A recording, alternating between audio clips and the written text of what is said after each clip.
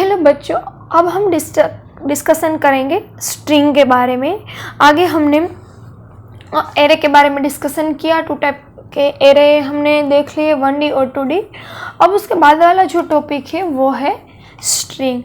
String is nothing but a sequence of character. Okay, वो भी आपको याद रखना है बच्चों कि स्ट्रिंग क्या है, तो कि जो कैरेक्टर है उसकी सीक्वेंस है। सो 1D array of character can be considered as a string. We have already studied and used string literal where a sequence of character is enclosed between double quotes.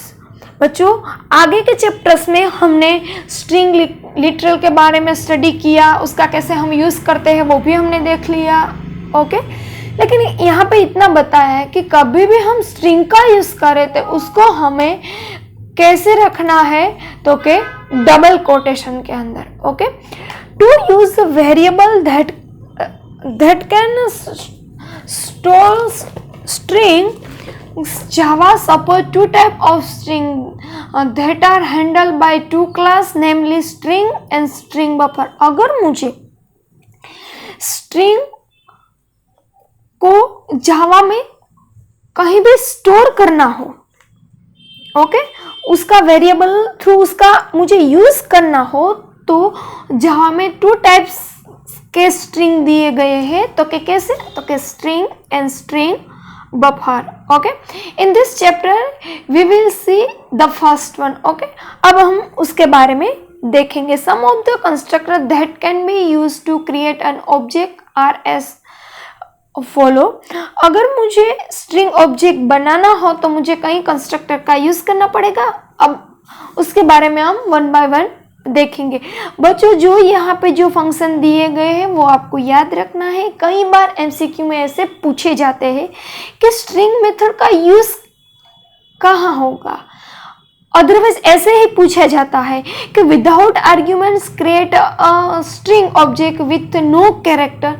तो कौन सी मेथड का हम वहाँ पे use करेंगे, तो आपको पता होना चाहिए कि वहाँ हम स्ट्रिंग मेथड का यूज करेंगे।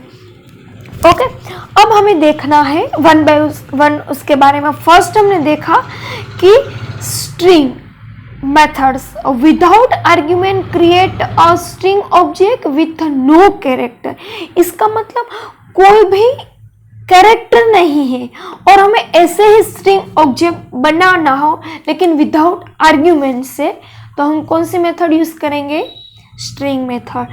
String character array create a string object with its initials value using array argument. इसका मतलब कि हमें एरे का वेरिएबल बनाना हो तो उसको हमने स्ट्रिंग ऑब्जेक्ट से इनिशियली उसको वैल्यू दे देनी है। ओके, फर्स्ट से ही हमें इनिशियली उसको वैल्यू दे देनी है, तभी हम स्ट्रिंग ऑब्जेक्ट उसको बना सकते हैं। String character array integer start, integer length, create a string object using 1D array argument starting at the array start with length number of character। इसमें क्या बताया गया है कि फर्स्ट ऑफ ऑल हम वेरिएबल को एरे में स्टार्टिंग पॉइंट से लेंथ तक का जितना भी एलिमेंट्स है उससे हम स्ट्रिंग ऑब्जेक्ट बनाएंगे। तो string obj એટલે string object create a string object which is same as object specified in argument। Object जैसा ही मुझे कोई स्ट्रिंग ऑब्जेक्ट बनाना हो तभी हम इसका यूज करते हैं। String literals create a string object that refers to the literal specified in argument। अगर मुझे वेरिएबल के साथ ही स्ट्रिंग लिटरल में उसका हमें स्पेसिफाई करना हो और मुझे स्ट्रिंग ऑब्जेक्ट बनाना हो तभी हम इस मेथड का यूज करेंगे। अब यहाँ पे एक प्रोग्राम दिया गया है बच्चों, वो आपको ध्यान से देखना है। देखो, मैंने यहाँ पे एक कैरेक्टर लिया है जावा JAVA। ओके, यहाँ पे हमने स्ट्रिंग में जावा का पार्ट लिया है। ओके, अभी आपको ये देखना है कि देखो string 1 equal to new string, string 2 equal to new string name. Okay, name में मैंने जो लिया है वो यहाँ पे आ जाएगा, और 3 में कहा क्या आएगा, तो स्ट्रिंग 1 और नेम जो है उसमें से 1 और 2 आएगा। ओके, फिर 4 स्ट्रिंग में लिया है न्यू स्ट्रिंग 3, जो भी हमने न्यू स्ट्रिंग ली 3 स्ट्रिंग में वो हमें यहाँ पे रिटर्न होगी। और 5th में कहाँ होगा, तो कि स्ट्रिंग न्यू जावा। ओके, यहाँ उसका आउटपुट यहाँ पे दिया ही गया है बच्चों, और आप जेडीके का यूज़ करके भी ये प्रोग्राम कर सकते हैं, मैंने आपको प्रैक्टिकल लेक्चर में बताया है। ओके, दिस आउटपुट देखिए, फर्स्ट में क्या है string 1। Okay, string 2 is Java, देखो नेम में मैंने जावा लिखा है जावा। और 3 में कहाँ पे होगा, तो कि नेम जो है उसका फर्स्ट वर्ड और सेकंड वर्ड, फर्स्ट से स्टार्ट होगा और सेकंड तक जाएगा। देखो तो हमने यहाँ पे एरे लिए है, तो यहाँ 0 1 और 2 और ए और वी यहाँ पे डिस्प्ले होगा। ओके, और 4 में क्या आंसर है, तो कि स्ट्रिंग 3, और स्ट्रिंग 3 में तो हमने ए और वी आया था आंसर, इसलिए इसमें भी आंसर सेम आया। और 5th में तो ये आंसर यहाँ पे दे ही दिया है कि उसका आंसर जावा होना चाहिए, तो यहाँ पे जावा दिया गया है। ओके,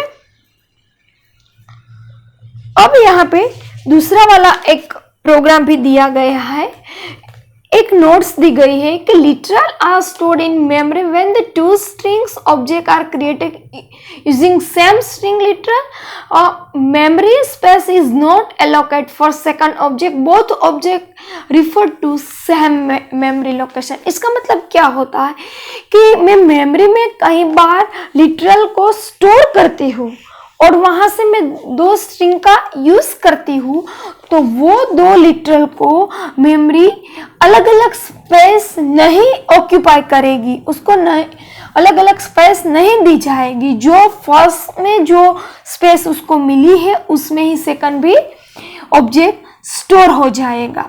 ओके, उसको अलग अलग मेमोरी एलोकेट नहीं होगी।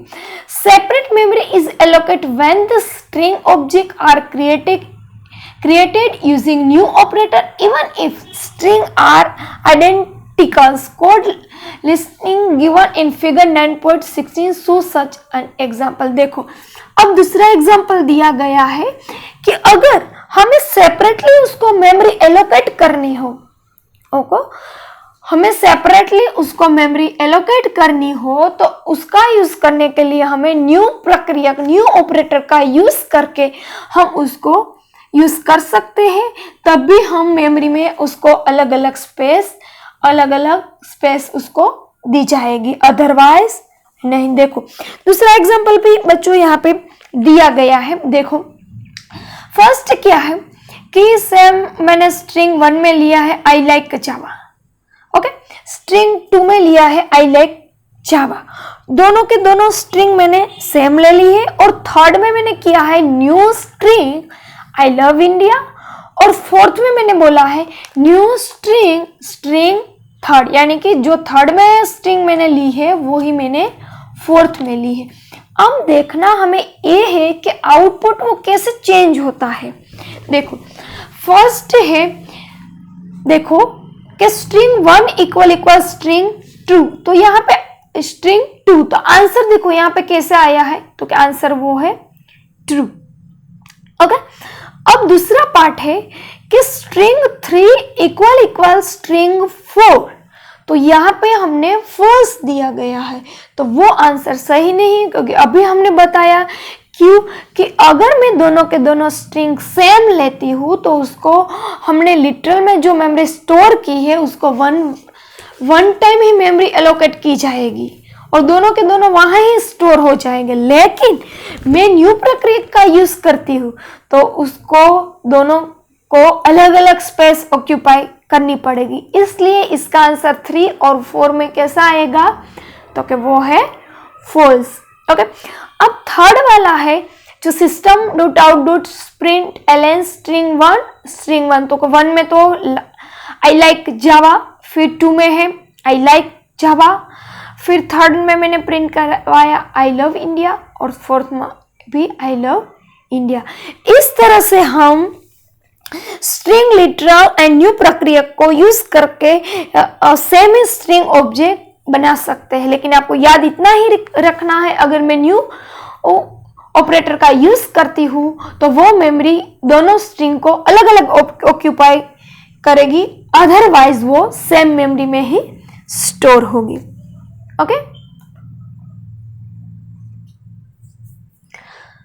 अब इसके बाद भी एक दूसरा वाला एग्जांपल दिया गया है बच्चों, वो भी हम देख लेते हैं।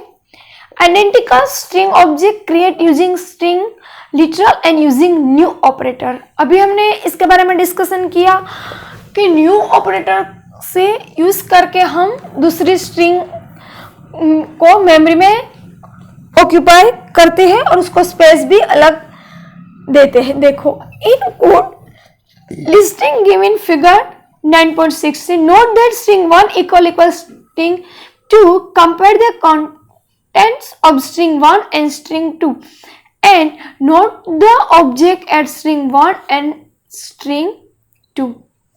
अभी हमने आगे का प्रोग्राम देखा, उसमें हमने बताया ही गया कि अगर मैं न्यू प्रक्रिया का यूज करती हूँ, न्यू ऑपरेटर का यूज करती हूँ, तो उसका मेमोरी लोकेशन अलग आएगा, अदरवाइज वो सेम ही होगा। यहाँ भी बताया गया है कि string object string 1 and string 2 are created using same string literal but without using new operator.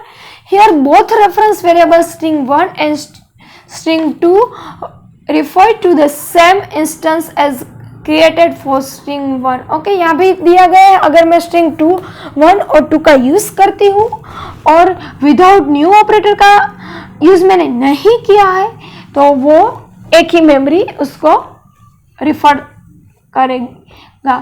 For object string 2 separate memory is not allocate as seen in figure 9.17। देखो, और ये फिगर में यहाँ पे स्ट्रिंग 1 और स्ट्रिंग को separate memory नहीं दी गई है। देखो, स्ट्रिंग 1 स्ट्रिंग 2 दोनों में मैंने लिया आई लाइक जावा। ओके, तो string 1 equal I like Java, string 2 equal I like Java, और वो दोनों को दोनों एक ही ये 1 वाली ही मेमोरी एलोकेट होगी।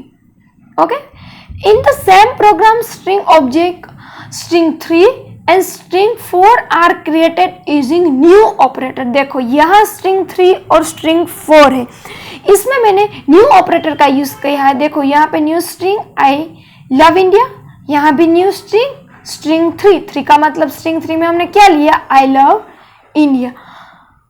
The contents of the both thus object are same and they refer to different memory location।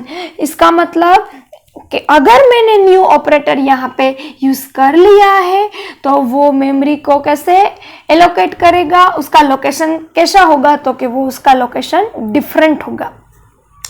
Separate memory is allocate for the this 2 object as seen in figure 9.70। देखो, यहाँ पे सिंपल सा ही एक example दिया गया है बच्चों कि अगर मैं 2 स्ट्रिंग का मैंने यहाँ भी यूज किया, 2 स्ट्रिंग का मैं यहाँ भी यूज करती हूँ, लेकिन यहाँ मुझे एक ही मेमोरी लोकेशन मिलेगा, यहाँ मुझे 2 मेमोरी लोकेशन मिलेगा, तो उसके बीच में डिफरेंस क्या है कि मैंने स्ट्रिंग सेम ही ली है, लेकिन मैंने जो न्यू ऑपरेटर का यूज किया है, जब भी मैं न्यू ऑपरेटर का यहाँ पे यूज करती हूँ तो वो दोनों को दोनों स्ट्रिंग को यानी कि वो सेपरेटली मेमोरी उसको एलोकेट करेगा।